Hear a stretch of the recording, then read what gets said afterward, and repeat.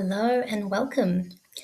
In this video, we are reflecting on the personal and collective narratives, beliefs, or stories that we might have about relating to the pelvic bowl or any other themes that relate to this part of your body and yourself.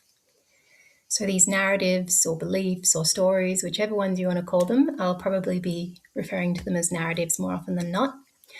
They can come from broader society, our family, media, or even our personal experiences. So it's not to say that all narratives are not true or they don't come from truth. But more important than knowing whether exactly they're true or where exactly they come from is knowing that we have influence over the stories we tell about ourselves and our lives.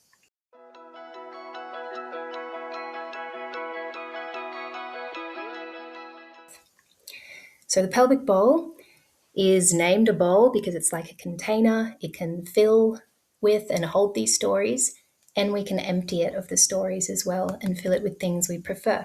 And we're going to do this through a little visual exercise now.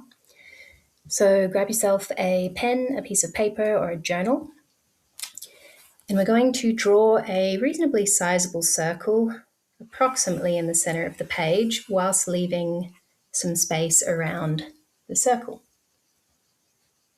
We'll be writing in both of those sections. And once you have your circle, I want you to soften your gaze into the center of the circle for a moment and ponder some of the narratives, stories, or beliefs you might have about your pelvis or your root or your womb, this whole landscape, or even your sexual identity, anything that comes up naturally about this space. Take a few moments now to give word to the dialogue that might go in your mind, the emotions you might feel in this space. Let it out on the paper now inside the circle.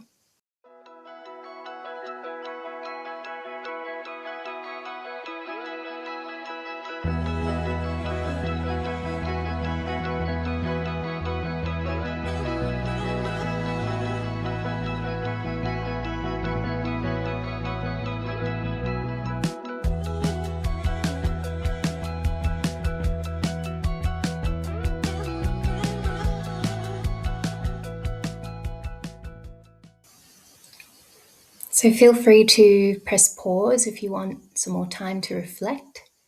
But whenever you feel ready, I'll invite you to bring your awareness to the outer edge of the circle. So you'll have written in the middle of the circle the pelvic narratives that are alive for you now, or the stream of consciousness that has come through. But around the circle, I now invite you to consider what else is possible. What other stories, narratives, beliefs, perspectives, ideas about the pelvis, this part of your body, and this part of your terrain as a human being is possible? What else exists as a possibility? And some ways you can access more possibilities is by looking at what's in the center of your circle, and anywhere that you find something a bit negative or limiting or just not vibrant, you can practice reframing. So it doesn't mean what's in the center is not true. There is truth to every perspective if we let there be. But perhaps there's a way you can phrase it that is more expansive, connects you more to well-being, or encourages a safer connection with yourself. So you can reframe what's already there. You could also use what's in the circle to find opposites of those things. So for example, if you put numbness as part of your experience in the center of the circle as a narrative or an experience that's alive for you, there is a possible narrative and reality somewhere in this multidimensional experience of life that pleasure exists. So you could put pleasure outside the circle. Otherwise, access the infinite possibilities that are available to you in whatever way comes through. I'll give you a few moments.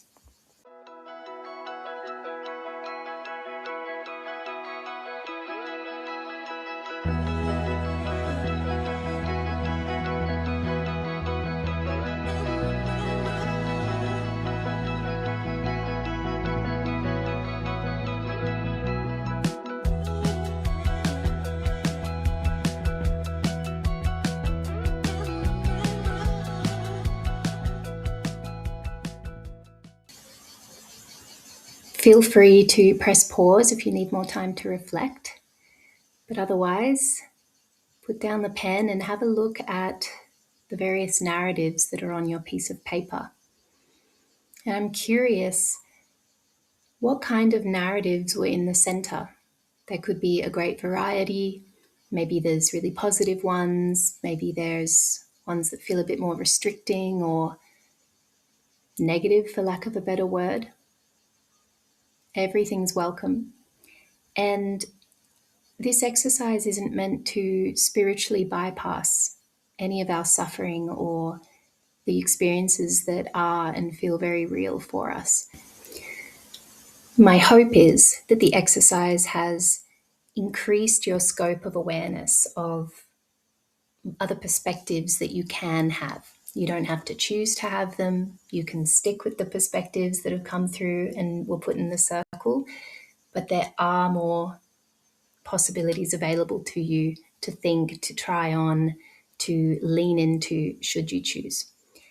So now, my invitation to you is to take a new piece of paper and put a line down the middle, and we're going to take the perspectives from our little map that we do not want to keep, that we want to let go and empty from the pelvic bowl, place them all on one side, and then make a list of the beliefs, stories, narratives that feel empowering, that feel expansive, and that you'd like to lean into more. And you can create ones that feel even more accurate to you as you make the list of things that you're taking with you.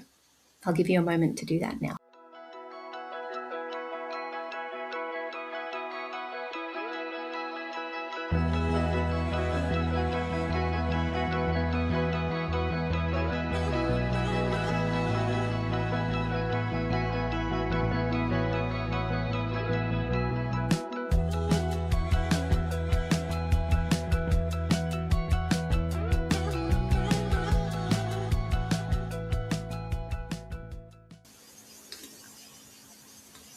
Now that you have your list of the narratives you're not so keen on keeping and the narratives that you're very happy to step into, you can now tear that piece of paper down the middle, or you can use scissors if you like, and I invite you to partake in a personal fire ritual.